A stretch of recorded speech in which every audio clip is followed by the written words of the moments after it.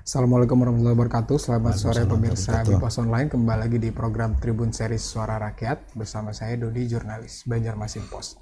Seperti biasa di program Tribun Series Suara Rakyat kita akan bahas terkait politik dan kepemiluan. Nah, untuk tema hari ini kita mengangkat tema terkait PR untuk Gubernur Kalsel. Nah, tentu untuk membahas tema kita hari ini kita tidak sendirian, kita sudah kehadiran dua narasumber kita bersama-sama di studio. Ini yang pertama Bapak Dr. Ghazali Rahman SOS MSOS, pengamat dan akademisi dari FISIP ULM. Selamat sore Pak. Selamat sore, Assalamualaikum warahmatullahi wabarakatuh. Waalaikumsalam. Kabar baik Pak ya? Alhamdulillah. Baik, alhamdulillah. Yang kedua, narasumber kita sudah juga bergabung di sini, Bapak Dr. Insinyur Syahrial Syadik MM. Selamat sore Pak. Ya, selamat sore. Apa kabar sore ini Pak? Alhamdulillah baik. Baik, alhamdulillah.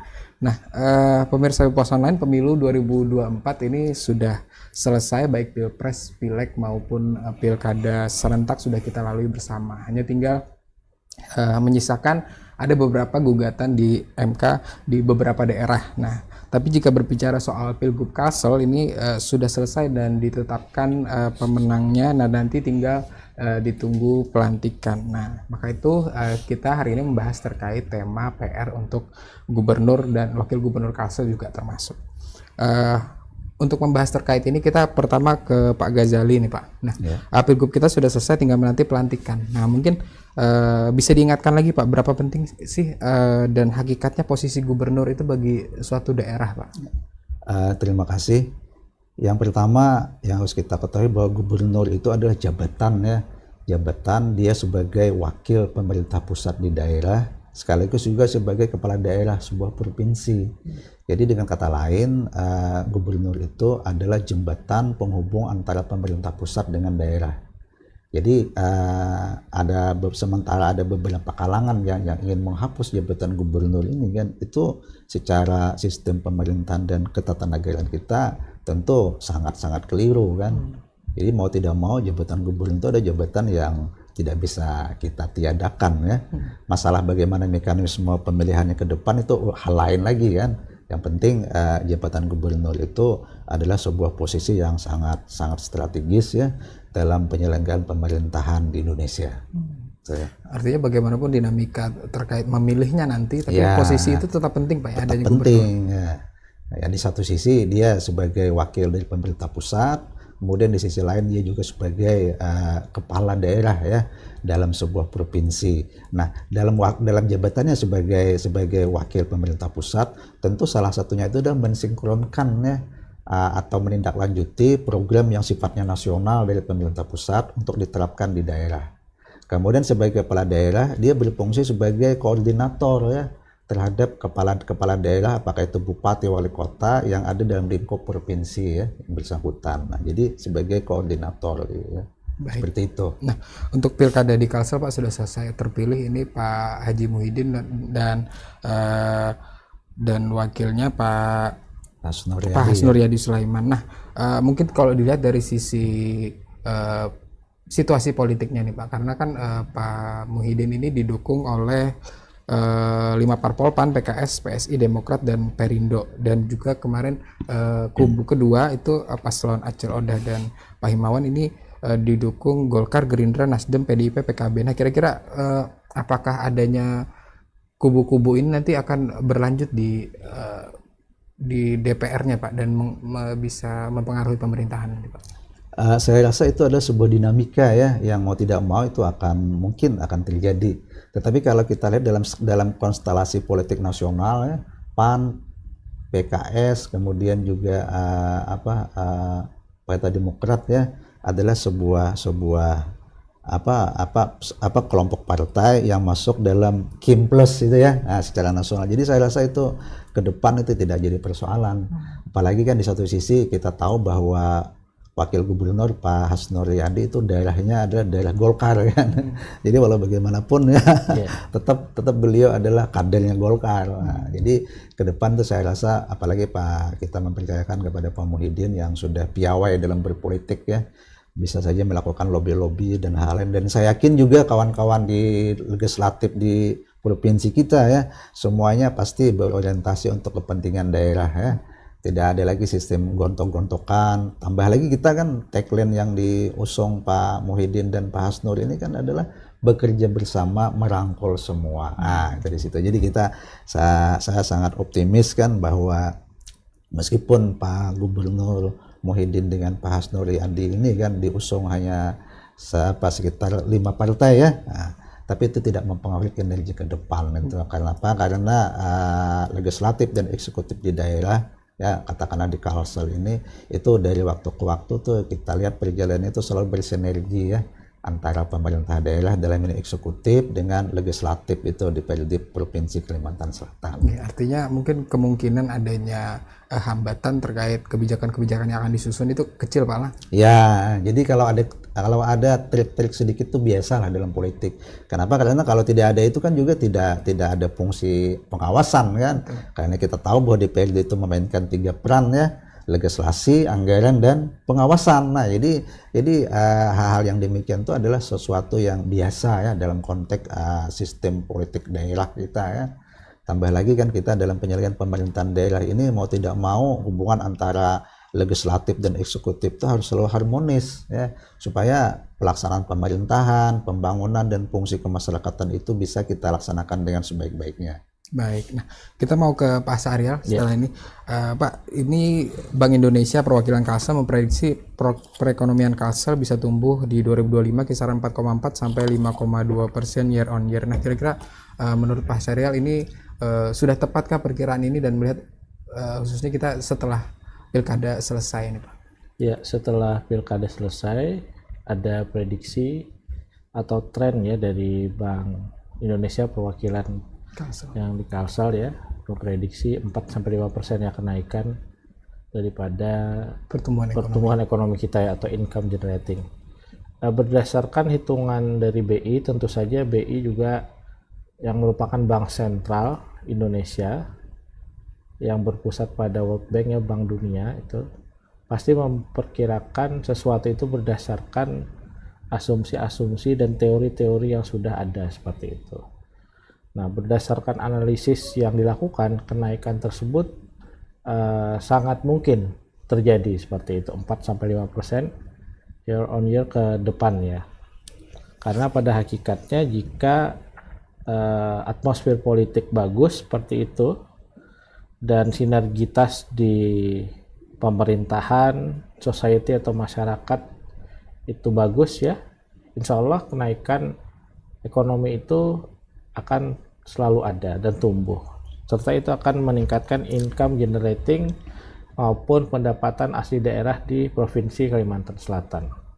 Baik, masih dari perkiraan Bank Indonesia perwakilan Kalsel nih Pak Syahrial, disebut juga sektor utama yang jadi penopang perekonomian Kalsel itu masih pada pertambangan, pertanian, industri pengolahan, perdagangan, konstruksi. Nah, kira-kira ini apa memang masih akan jadi tulang punggung ekonomi Kalsel di 2025? Iya, betul. Mining, pertambangan, karena memang di daerah Kabupaten Banjar ya, kemudian Tapin sampai dengan Ketabalong itu kan memang dominan di sektor pertambangan ya. Kemudian juga di daerah Batu Licin ya, Kota Baru dan sekitarnya, nah itu kan juga pertambangan ya. Jadi memang sektor-sektor strategis seperti pertambangan, perkebunan, pertanian dan sebagainya itu memang menjadi backbone atau tulang punggung untuk meningkatkan pendapatan asli daerah di Provinsi Kalimantan Selatan. Berapa tahun belakangan juga Pak Syahrial kita melihat bergeliat juga terkait sektor pariwisata. Kira-kira apakah sudah mulai berkontribusi di 2025 pariwisata ke ekonomi Kalsel? Ya, untuk pariwisata sendiri atau tourism ini juga akan menjadi salah satu sektor strategis di tahun 2025 karena dalam ekonomi kreatif ekowisata ya, itu termasuk dalam salah satu sektor strategis karena dengan adanya pariwisata yang ada di Kabupaten Banjar ya, seperti Lok Baintan ya, kemudian pariwisata yang baru yang ada ya di entah itu di ibu kota provinsi kita ya, Banjarbaru juga ada beberapa pariwisata yang baru maupun di tanah laut, dan seluruh kabupaten kota ya ada 13 kabupaten serta kota ya, 11 kabupaten dan 2 kota, di mana sektor pariwisata itu memainkan peranan yang penting untuk meningkatkan income generating di Kalimantan Selatan. Baik, berarti kemungkinan bakal ada variasi juga Ya, tambahan. bakal ada variasi dan tambahan daripada sektor pariwisata. Baik, kita kembali ke Pak Ghazali. Mungkin tadi sempat disinggung terkait tagline Pak Muhyiddin dan Hasnur ini Pak. Nah ini kira-kira bisa memang dengan tagline ini apa memang niat beliau ini memang untuk menggandeng semua pihak untuk menciptakan stabilitas politik tadi Pak? Ya betul kan, sesuai tagline beliau ya, bekerja bersama merangkul semua kan. Jadi untuk membangun Provinsi Kalsel ini tidak bisa kita berjalan sepihak-sepihak saja kan. Kenapa? Karena ada banyak kekuatan ya, dan kekuatan itu perlu kita himpun sedemikian rupa ya supaya bisa bekerja sama dengan sebaik-baiknya. Kenapa? Karena walau bagaimanapun tujuan akhir kita adalah untuk meningkatkan kesejahteraan rakyat. Nah, kesejahteraan rakyat itu tidak bisa dicapai oleh pemerintah itu ya hanya mengandalkan pihak-pihak tertentu saja tanpa merangkul kekuatan-kekuatan atau elemen-elemen dari masyarakat. Apakah itu dari kalangan perguruan tinggi kan, kemudian kalangan pengusaha ya, kalangan politisi ya, kemudian juga tentu kawan-kawan yang bergerak di LSM itu ya, dan lebih-lebih lagi tentu masyarakat itu sendiri kan. Kenapa? Karena intinya itu tugas pemerintah itu kan melaksanakan fungsi pemerintahan, pembangunan, dan kemasyarakatan. Nah, ketiga fungsi atau tugas ini ya tidak bisa berjalan sendiri kan tanpa melibatkan pihak-pihak lain itu. Makanya tepat sekali kan bekerja bersama, merangkul semua. Nah, itu adalah sebuah hal yang harus kita dukung ya, dan kita apresiasi kan dengan sebaik-baiknya supaya Supaya tujuan kita untuk meningkatkan kesejahteraan masyarakat Kalsel ini betul-betul dapat terwujud ya. Kita harus sama-sama merenung kan sebagai sebuah daerah yang kaya raya Pak ya. Nah, sumber daya alam ya, sumber daya manusia, letak yang strategis itu ya. Kemudian sumber-sumber lain itu ya. Tapi kita angka kemiskinan kita masih lumayan tinggi kan. Nah, itu yang sama-sama kita hadapi bersama-sama ya, bersinergi, apakah itu legislatif, eksekutif, dan pihak-pihak lain ya, supaya supaya kita ingin mewujudkan daerah kita betul-betul kan, artinya bisa mencapai kesejahteraan lahir dan batin itu.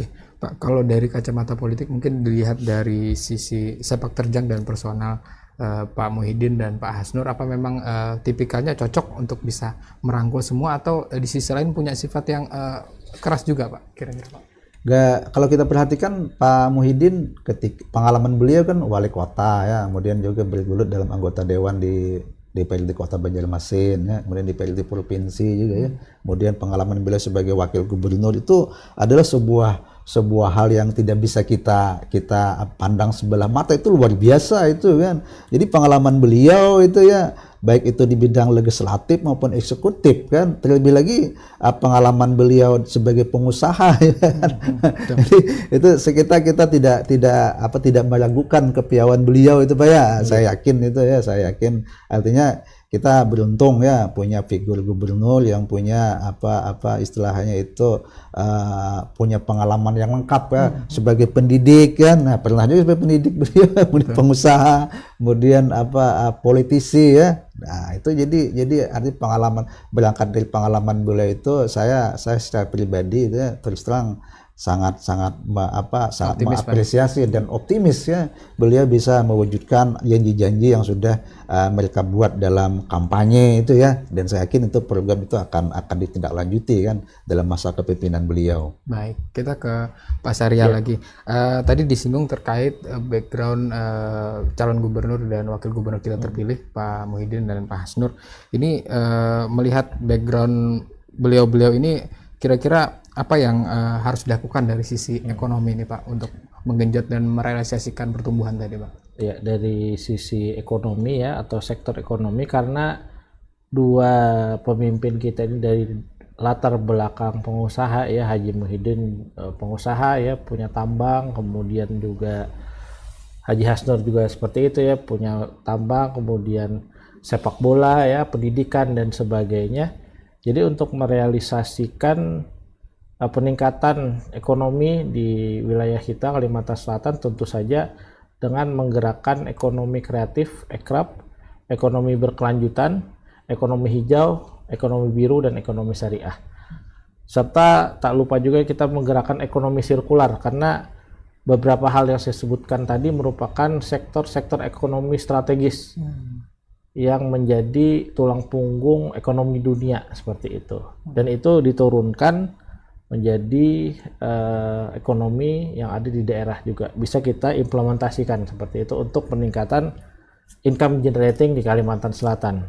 Nah, seperti itu. Baik, menarik pemirsa Bipos Online perbincangan kita sore ini terkait tema PR untuk Gubernur Kalsel. Tapi untuk sebelum kita melanjutkan perbincangan kita harus jeda sejenak untuk menyaksikan pesan-pesan berikut ini.